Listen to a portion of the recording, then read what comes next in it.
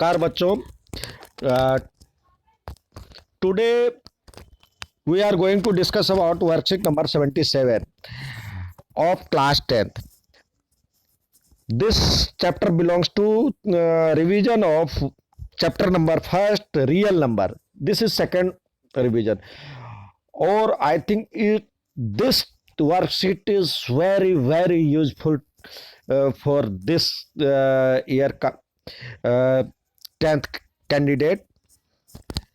और इसमें जो सवाल दिया गया है, बहुत बढ़िया सवाल दिया गया है बच्चों। इसकी यदि आप एक बार प्रैक्टिस करें तो मुझे नहीं लगता है जो कि 3 से 4 नंबर आप 4 से 5 नंबर आप आसानी से, चाहे वो बेसिक वाले बच्चे हो या स्टैंडर्ड वाले बच्चे हो, बहुत बढ़िया से आसानी से प्राप्त कर सकते हैं। बच्चों इसको ध्यान से बनाएं। तो सबसे पहले हम डिस्कस करने जा रहे हैं आज के वर्कशीट के बारे में, और अच्छा लगे तो लाइक और सब्सक्राइब कीजिएगा। बच्चों यहाँ पे देखिए 3.2.3 और 3 और 5 के ऊपर में बार लगा हुआ है। तो यदि बार लगा हुआ है तो इसको आपने क्लास 9th में किया था, जो कि पी वाई क्यू के रूप में बनाना। तो पी वाई क्यू के रूप में बनाते तो दैट मीन्स परिमेय संख्या हो जाता है, रेशनल नंबर हो जाता है। और ये होता है यदि बार लगा हुआ है तो non terminating and non terminating but recurring होता है। यानी आप इसको हम कह सकते हैं जो कि इरेशनल नंबर है। ये irrational number, terminating decimal number नहीं है ये। और यहाँ पे पॉइंट लगा हुआ है 1.3 है, 1.31131111। तो इसमें देखिए बच्चों क्या है, यहाँ पे 2 बार 1 है, यहाँ पे 3 बार 1 है, यहाँ पे 4 टाइम्स 1 है। तो दैट मीन्स ये क्या है, इस तरह का एक तो नॉन टर्मिनेटिंग डेसिमल नंबर तो है ही, नॉन टर्मिनेटिंग के साथ साथ तो इसमें ये भी हो सकता है, लेकिन दूसरा और non terminating and non repeating है, दैट मीन्स नॉन रेकरिंग है। तो ये जो संख्या होता है, ये जो नंबर होता है वो इरेशनल नंबर होता है। तो बी और सी आता यहाँ पे दिया रहता है तो हो सकता है, लेकिन ये इरेशनल नंबर है। ध्यान रखें बच्चों, यदि इस तरह दिया रहे तो 2.5 दिया रहे तो इसके ऊपर कुछ भी नहीं लगा हुआ है तो ये टर्मिनेटिंग है, और इसी पे बार लगा दिया है तो नॉन टर्मिनेटिंग बट रिपीटिंग है। तो ये नो रेशनल नंबर हो जाता है। यही 2.35035000, तो यानी ये भी बढ़ रहा है, लेकिन ये क्रम अलग फॉलो कर रहा है, एक अलग सीक्वेंस फॉलो कर रहा है। तो ये non terminating and non repeating, तो इस तरह की संख्या को इरेशनल नंबर कहते हैं। तीसरा है what, for what least value of n, 24 का पावर एन। 24 का पावर एन यदि हम रखते हैं तो 24 का पावर यदि 0 रखते हैं तो क्या होता है, तो 0 हो जाता है। 0 किसी का पावर होगा तो 1 हो जाएगा, तो डिविजिबल बाई 8। -1 रखेंगे तो 1/8 हो जाएगा, 28 हो जाएगा, तो वो भी नहीं।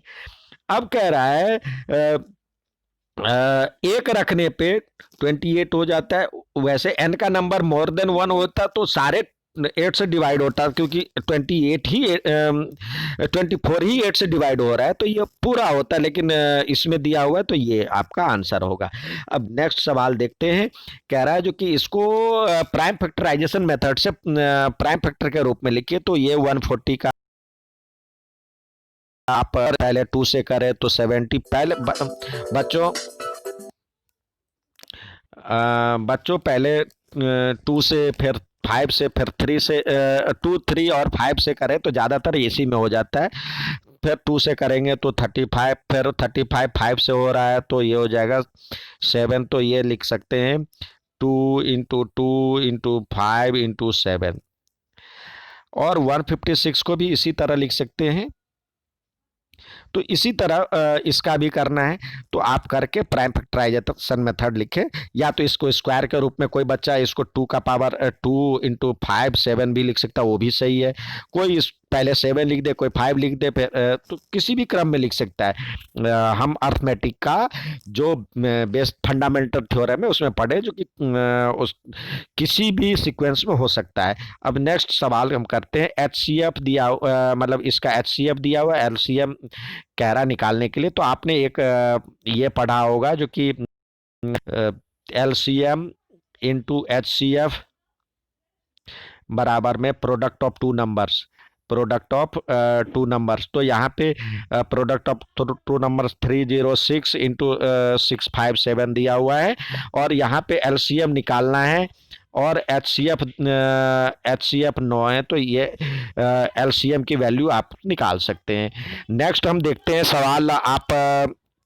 नेक्स्ट हम सवाल देखते हैं, इसी में जो कह रहा है explain why this is composite और प्राइम। तो देखिए बच्चों, इस तरह का दिया हुआ, तो देखिए आपको जानते 7 इंटू 11 इंटू 13 और प्लस 13, तो ये कनेक्टर है, ये अलग टर्म्स है, ये अलग टर्म्स है। दोनों को प्लस या माइनस जो होता है एक जंजीर के रूप में, एक क्लिप के रूप में है, तो दोनों को जकड़ के रखा हुआ है, तो ये प्लस है। तो इसमें और इसमें क्या कॉमन है?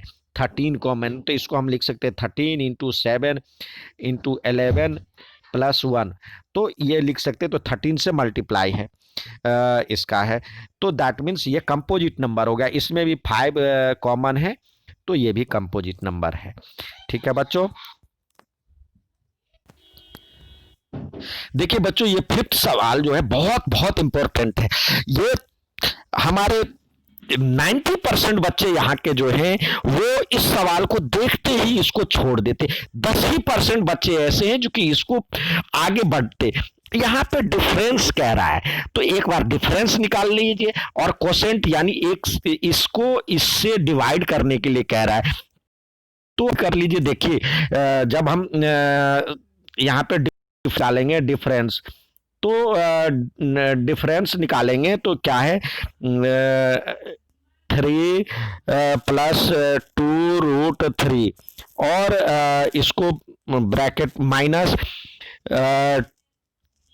फिर लिखे 3 प्लस 2√, तो हम जब करेंगे तो 3 प्लस 2√3 और माइनस 3 और माइनस 2√3, यहाँ सॉरी माइनस था, तो ये प्लस हो जाएगा, तो ये कट जाएगा 3।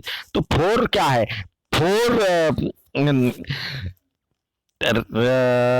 रैशनल नंबर है और इरेशनल नंबर। रैशनल और इरेशनल का जो वो प्रोडक्ट होता है वो इरेशनल होता है, तो बस लिखना है इरेशनल, ज्यादा नहीं करना। अब इसको कोसेंट के रूप में यानी डिवाइड कर रहे हैं 3 प्लस 2√3, और इसको डिवाइड करेंगे 3 माइनस 2√3 से। आपने इस तरह का जो है क्लास 9th में जो डिनोमिनेटर को आप रेशनलाइज किया था, तो इसके कंपोजिट से मल्टीप्लाई करके 3 प्लस 2√3 यहाँ भी लिखे, और 3 प्लस 2√3 यहाँ भी लिखे। फिर इसको सॉल्व करने का करके देखेंगे, तो ये इसी के रूप में आएगा, तो वहां भी लिख देंगे इरेशनल। ठीक है बच्चों, यही है। अब हम आते हैं नेक्स्ट सवाल। 6 प्लस √2 इज इरेशनल।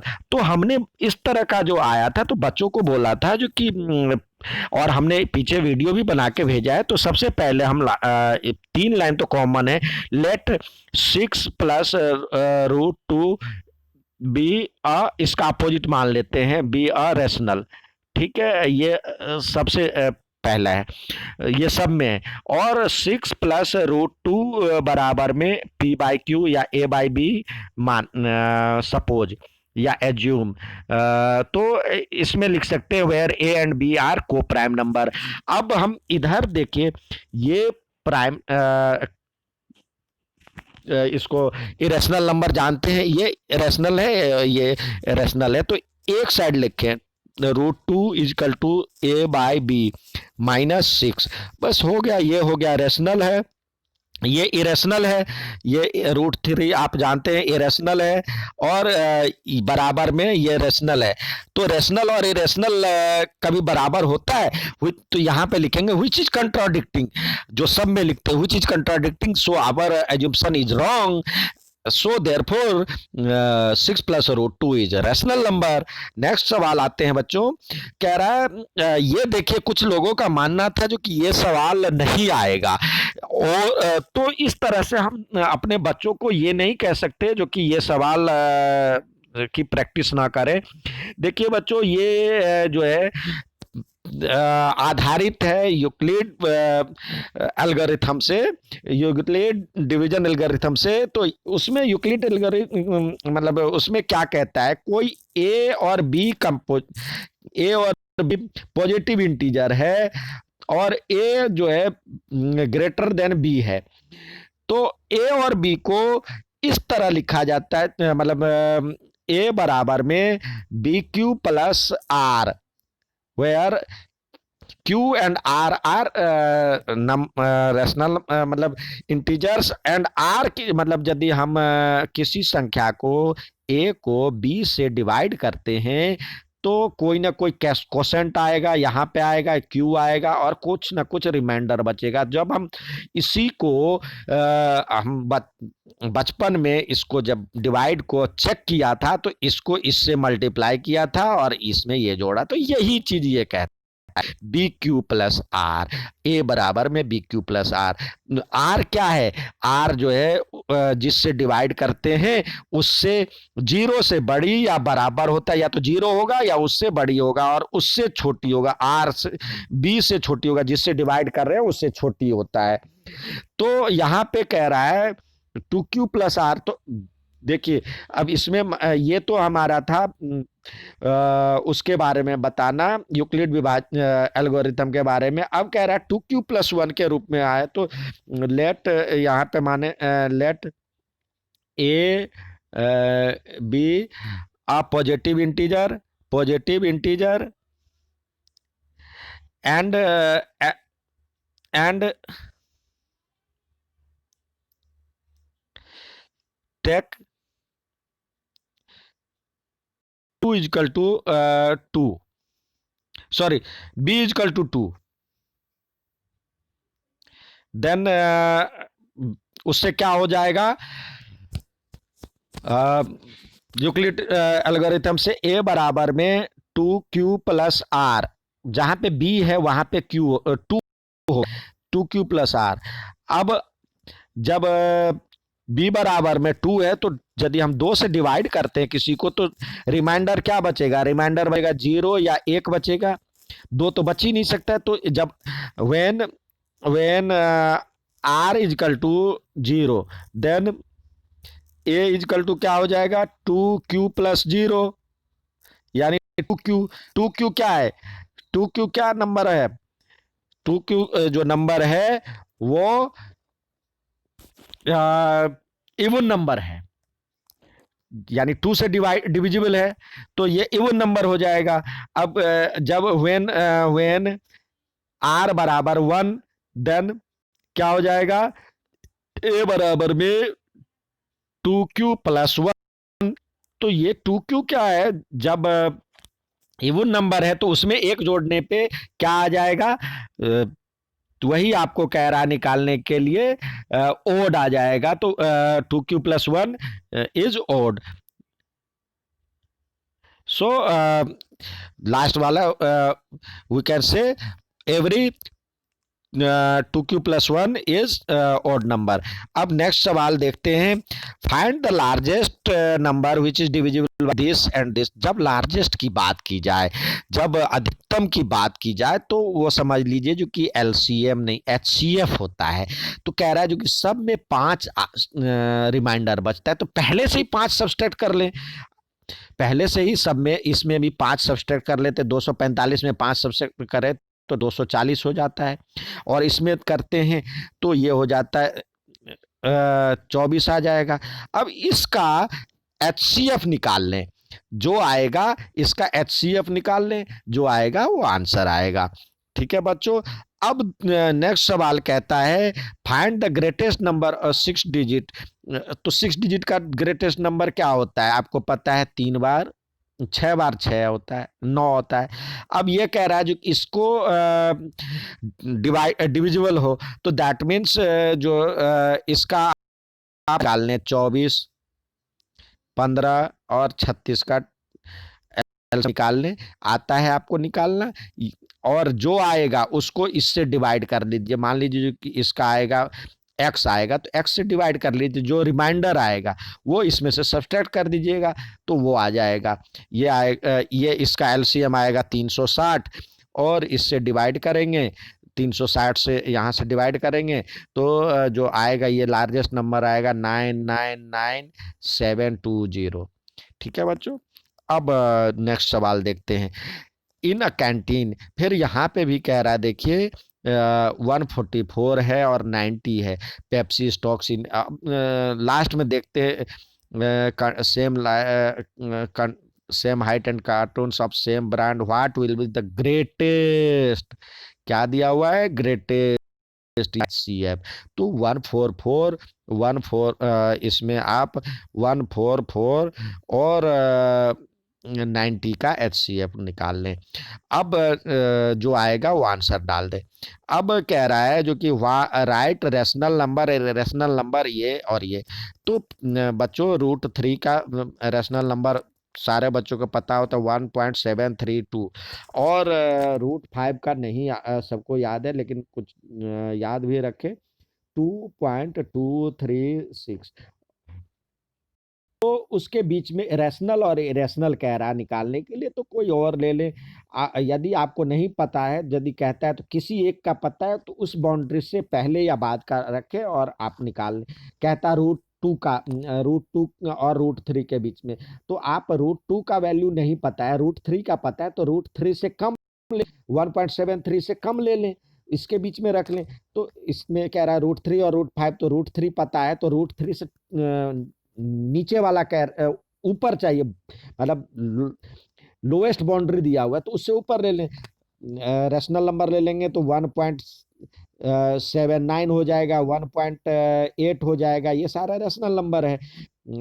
और रेशनल 1.790790, मतलब किसी एक नंबर को चले, 79000, इस तरह से बनाएंगे। ठीक है बच्चों, अच्छा लगे तो लाइक और सब्सक्राइब जरूर कीजिएगा। धन्यवाद।